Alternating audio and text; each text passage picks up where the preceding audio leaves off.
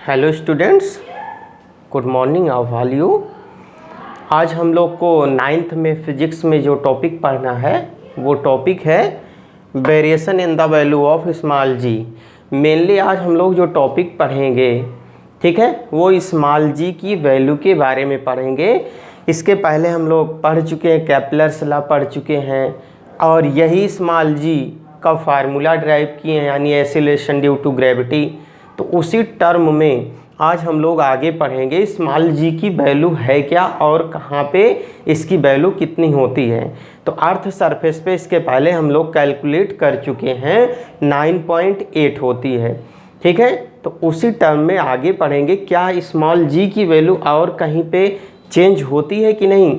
यानी capital G की value तो कांस्टेंट हो गई, यूनिवर्सल ग्रेविटेशनल कांस्टेंट हो गया, लेकिन बचा स्मॉल जी। अब क्या स्मॉल जी की भी वैल्यू कांस्टेंट है या फिर वेरी करती है, चलिए इसका पता लगाते हैं, ठीक है। तो चलो देखो, इसमें फर्स्ट पॉइंट दिया गया है, ठीक ना। अब शुरू करते हैं टॉपिक, यानी variation in the value of small g. पहला पॉइंट है the shape of the earth. First point चलिए देखते हैं, shape of earth. Shape of earth, earth की शेप पर इसकी वैल्यू क्या होती है, ठीक है बेटा। तो ध्यान दो, अर्थ की शेप पे भी इसकी वैल्यू डिपेंड करेगी और अर्थ सरफेस पे इसकी वैल्यू 9.8 होती है, ठीक। अब ध्यान दीजिए, हम लोग ये जानते हैं, बहुत पहले से पढ़ चुके हैं, अर्थ की शेप कैसे है, ओवल शेप, ठीक है। चिपटी हुई पृथ्वी का आकार अंडाकार आकार है, ठीक ना। परफेक्टली स्फेरिकल नहीं है, परफेक्टली गोल नहीं है। अगर परफेक्टली गोल होता इस तरीके से तो कहने का मतलब ये रेडियस इसकी इक्वल होती, चारों तरफ ये बराबर, यानी जो यहाँ से यहाँ तक रेडियस होती वही रेडियस यहाँ से यहाँ तक, वही रेडियस यहाँ से यहाँ तक। अगर परफेक्टली स्फेरिकल होती तब, अब परफेक्टली स्फेरिकल ना होने की वजह से क्या हुआ बेटा, इसका मतलब ये हो गया कि कहीं न कहीं रेडियस कम ज़्यादा हो गई, ठीक है। तो चलिए पता लगाते हैं कहाँ कम है कहाँ ज़्यादा है। तो ध्यान से देखिए इस फिगर को, ये अर्थ का शेप, ठीक है, अर्थ का शेप है। इमेजिन करिए अर्थ का शेप इस तरीके से ओवल शेप, ठीक ना, एलिप्टिकल शेप। अब यहाँ ध्यान दीजिए, ये आपका नॉर्थ पोल हो गया, ये साउथ पोल हो गया, ठीक है। फिर ये इक्वेटर हो गया आपका, ये पॉइंट, ये आपके पोल हो गए, ये इक्वेटर हो गए हैं। तो ध्यान दीजिए, यानी नॉर्थ यहाँ से यहाँ तक की जो रेडियस होगी, ये पॉइंट अगर हम लोग पूरा देखें, ये चीज़, ये पूरा, ये यहाँ से यहाँ तक, ये आपका पोल, इसकी डिस्टेंस पोल और इक्वेटर यानी यहाँ से लेकर के यहाँ तक की डिस्टेंस देखें, दोनों की डिस्टेंस या फिर रेडियस कह लें, दोनों की रेडियस में कौन सा ज़्यादा है। तो कहेंगे सीधी सी बात भाई, दिख रहा है इक्वेटर की रेडियस ज़्यादा है और पोल पे रेडियस कम है ना। सीधी सी बात है, दिख रहा शेप में, अर्थ की शेप में, यहाँ से यहाँ तक मेजर करोगे और यहाँ से यहाँ तक मेजर करोगे, दोनों में इस इक्वेटर पे मैक्सिमम होगा, मिनिमम पोल पे होगा क्या, रेडियस या डिस्टेंस। तो आप लोग एक बात और ये पढ़ चुके हो, F inversely proportional 1/r², Newton के ग्रेविटेशनल लॉ में इसको पढ़ चुके हो। यानी जहाँ ग्रेविटेशनल फोर्स ज़्यादा होगा वहाँ रेडियस कम होगी, डिस्टेंस कम होगी, और जहाँ डिस्टेंस मैक्सिमम होगी वहाँ ग्रेविटेशनल फोर्स कम होगा। बोलो, पढ़ चुके ना, ठीक। तो यहाँ देखो बेटा, नॉर्थ यानी पोल पर, अब कह लें पोल, ठीक है, तो पोल पे क्या होगी, इसकी वैल्यू मैक्सिमम होगी।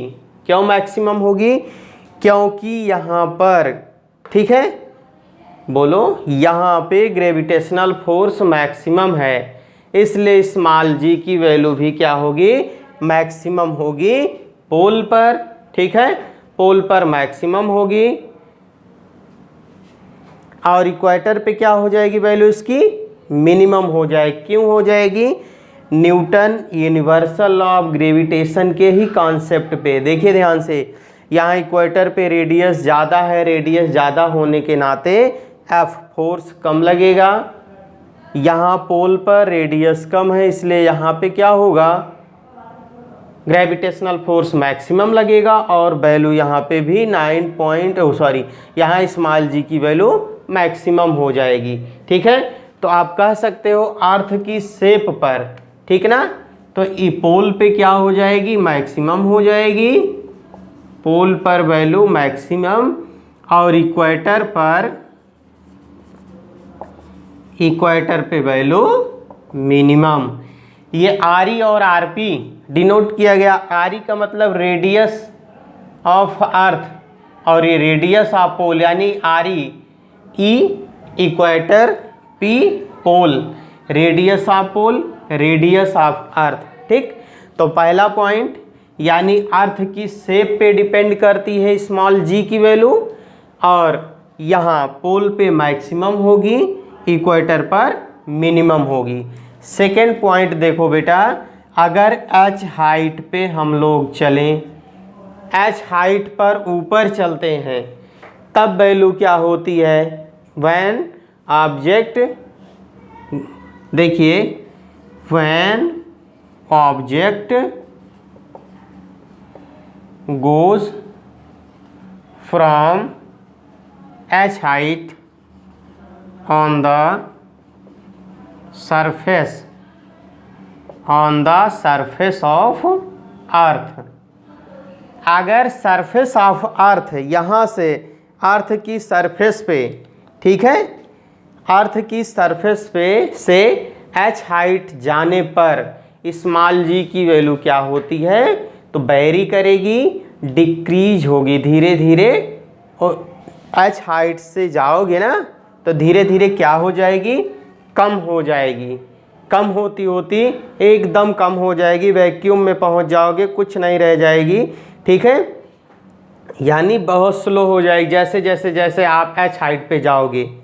ठीक है, तो वहाँ पे स्मॉल जी की वैल्यू क्या होगी, डिक्रीज हो जाएगी। तो इस कंडीशन में डिक्रीज हो जाएगी, डिक्रीजेस। ठीक है, और इसी का सेम अपोजिट, अगर एच हाइट से आप क्या करो, नीचे आओ, अर्थ सरफेस पे आओ, तो वैल्यू क्या हो जाती है, तीसरा point,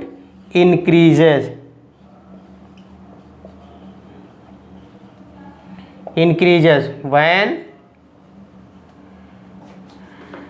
coming from H height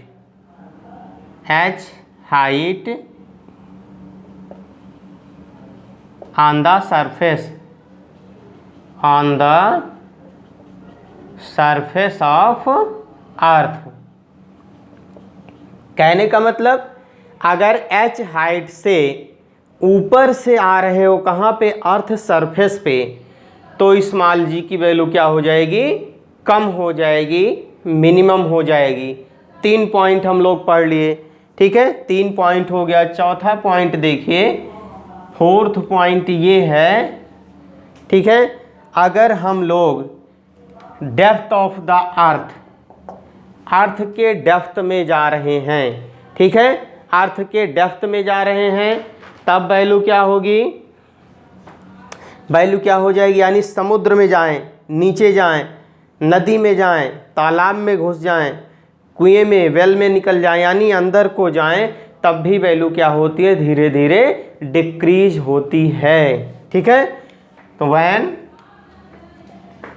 चौथा पॉइंट, व्हेन गोज फ्रॉम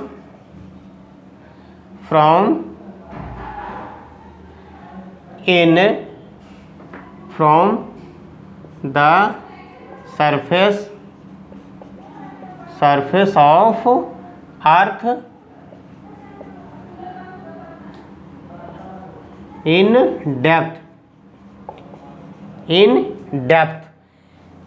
क्या हो जाएगा, अगर हम लोग सरफेस ऑफ द अर्थ की सरफेस से और डेप्थ में निकल जाएं, गहराई में चले जाएं, तो वहाँ पे वैल्यू क्या हो जाएगी, डिक्रीज हो जाएगी। Then the value of small ji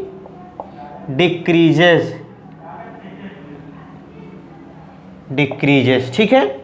the value of जी क्या हो जाएगी, डिक्रीज हो जाएगी। ये 4 पॉइंट हम लोग पढ़ चुके हैं, ठीक है। अब उसके बाद जो बात आती है स्मॉल जी और कैपिटल जी में डिफरेंस बिटवीन स्मॉल जी और कैपिटल जी, ठीक है। तो देखिए ध्यान से, ये बड़ा इजी है, ये आपका स्मॉल जी, ये हो गया कैपिटल जी, दोनों में डिफरेंस। तो स्मॉल जी आप कह सकते हो वेक्टर क्वांटिटी है, ठीक है। स्मॉल जी क्या है, ये वेक्टर क्वांटिटी है, वेक्टर क्वांटिटी, और ये क्या है,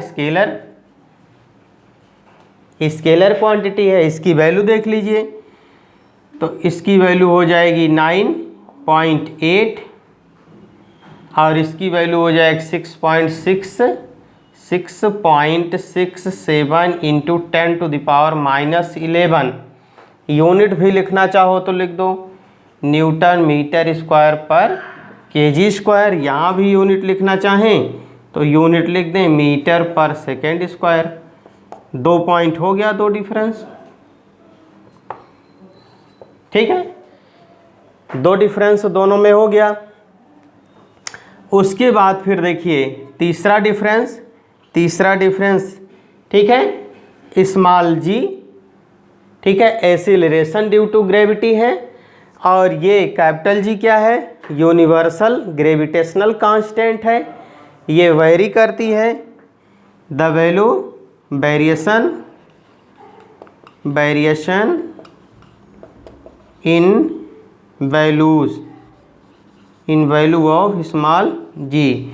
और ये तीसरा it constant, the value of capital G is constant. तो value of capital G constant हो जाएगी, ठीक ना। तो ये सारे पॉइंट्स, ठीक है, हम क्या करेंगे, तैयार रखेंगे। उसके बाद फिर अगली वीडियो में हम लोग नेक्स्ट टॉपिक पढ़ेंगे, motion of the object under influence the gravitational force. Okay, thank you.